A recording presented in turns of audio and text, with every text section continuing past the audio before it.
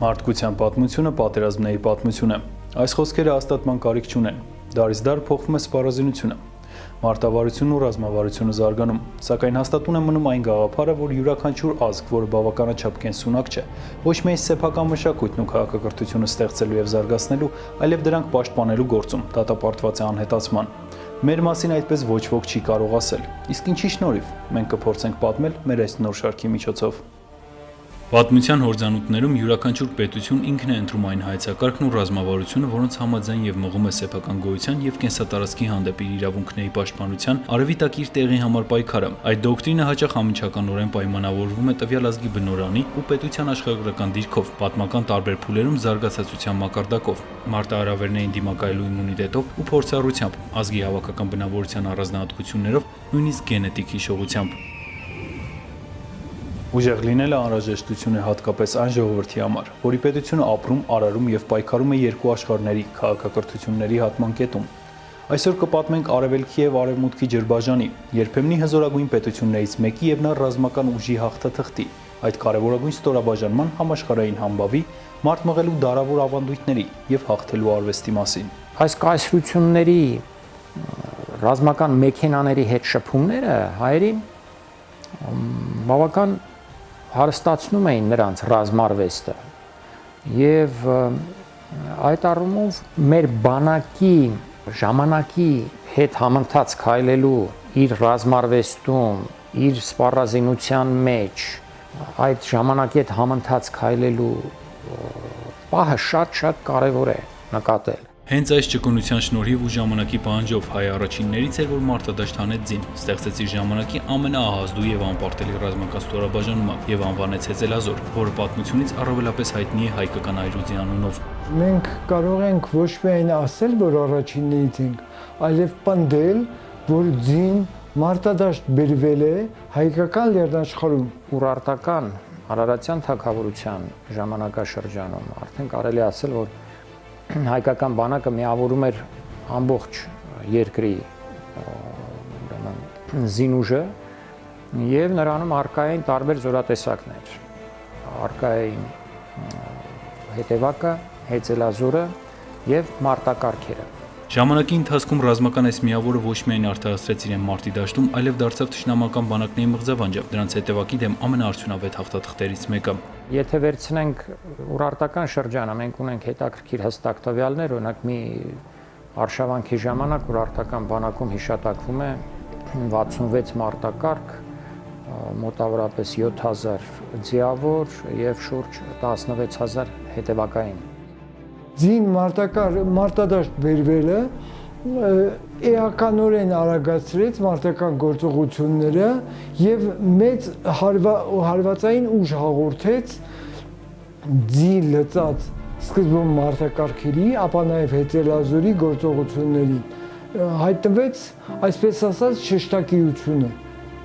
Արագաշարժ այս ստորաբաժանում միշտ եղել է հիմնական հարվածային ուժը։ Ճակատամարտի կիզակետում գրոհի սուր անկյունում հայտնվող ու մարտի ելքը վճռող այն մարտական միավորը, որը հակառակորդ զորքի թույլ հատվածները կետային եւ սրընթաց ճեղքումով ջախջախում էր ու փախուստի մատնում։ 1000 տարուց ավել տարածաշրջանում ոչ մի հարց վերջակետ չէր դրվում առանց հայկական այրուձի։ Զինվորներին սովորացնում էին ինչպես Հեծելազորի կազմում գործելու, նկատի ունենալով դաշտավայրի տեղանքը եւ նույն մարտիկներին սովորացնում էին հետևակի կազմում գործելու, ինչպես օրինակ հայկական լեռնաշխարհի խորը շրջանները, օրինակ հյուսային շրջանները, տայքը։ Հայկական այրուձին յուրաքանչյուր մարտահրավերի ժամանակ հաստատում էր անպարտելի զորամիավորման իր համբավը։ Մեր տարածաշրջանում հին աշխարհի պատերազմների պատմության գրեթե ոչ մի նշանակալի իրադարձություն չի շրջանցել հայկական Հեծելազորը։ Այսպես, մեր թվարկությունից առաջ 331 թվականի հոկտեմբերի 1-ին Գավգամելայի ճակատամարտում հայկական Հեծելազորն էր, որ փախուստի մատնեց Ալեքսանդր Մակեդոնացու անպարտելի բանակի ձախ թևը, Պարմենիոնի զորախումբը, ու հայտնվեց մակեդոնացիների թիկունքում։ Ալեքսանդր Մեծի փառահեղ պատմությունը կարող էր հենց այդ օրն էլ ավարտվել, եթե հակառակ թևում պարսից զորաշարքերը չսասանվեին ու խուճապի չմատնվեին։ Երբ որ կենտրոնը կազմող պարսկական հետևակը, որի մի մասը նաև փոքր հայքի հետևակն էր, եւ մարերի Հեծելազորը նահանջում էր, հայկական Հեծելազորը ջախջախելով մակեդոնացի զորավար Պարմենիոնի զորաթևը խորանում էր առաջ, այսինքն տեղի էր ունենում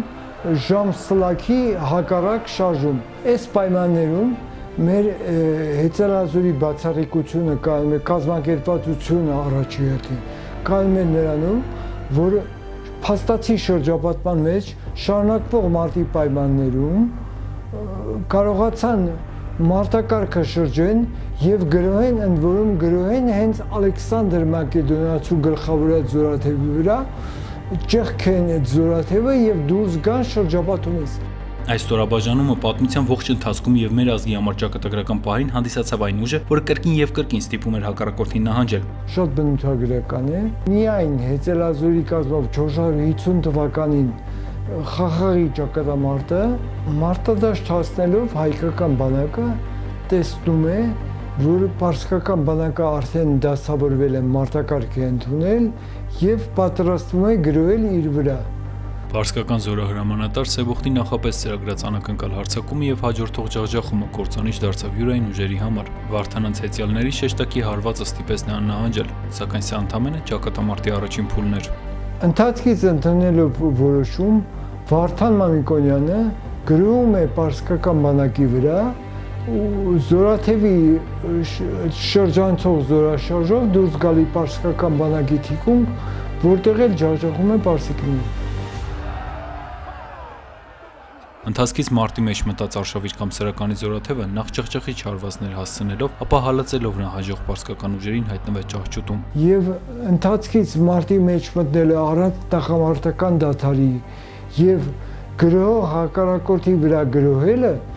այսինքն մարտ, որում երկու կողմերն էլ իրենց խնդիրները լուծում են հարձակման միջոցով, դա բացառիկ իրադարձություն է։ Կամսարական իշխանի զորահրամանատարային տաղանդի եւ հայկական այրուձի բարձր կազմակերպվածության եւ արագ վերադասավորման շնորհիվ ոչ միայն հնարավոր դարձավ խուսափել զորաթևի նահանջից եւ տապալումից, այլև ավելին անբարենպաստ պայմաններում անցնել հարձակման, կատարել թևանցում եւ հարվածել պարսկական զորքի թիկունքին եւ վշրել ճակատամարտի ելքը։ Այրուձին ոչ միայն փառավորեց հին հայկական բանակի անունը, այլև պետականության կորստից հետո շարունակեց տարածաշրջանում խաղալ կարևոր ռազմավարական դեր։ Բայց այս մասին ավելի ուշ, սա ընդամենը առաջինն էր հայկական աշխարհի ռազմարվեստի եւ ավանդույթների մասին պատմություններից։ Մնացյալի մասին կպատմենք ռազմապատումի հաջորդ թողարկումներում։ Մնացեք խաղաղությամբ եւ հիշեք, հաղթում է այն կողմը, որը վստահ է ոչ թե սպառազան բռունցքին, այլ ներազան երազանցությանը։ Թեպետ մենք փոքր հաձու ենք եւ թվով շատ սահմանափակ, բայց մեր աշխարհում էլ գրելու եւ հիշատակելու արժանի շատ սխրագործություններ են կատարվել։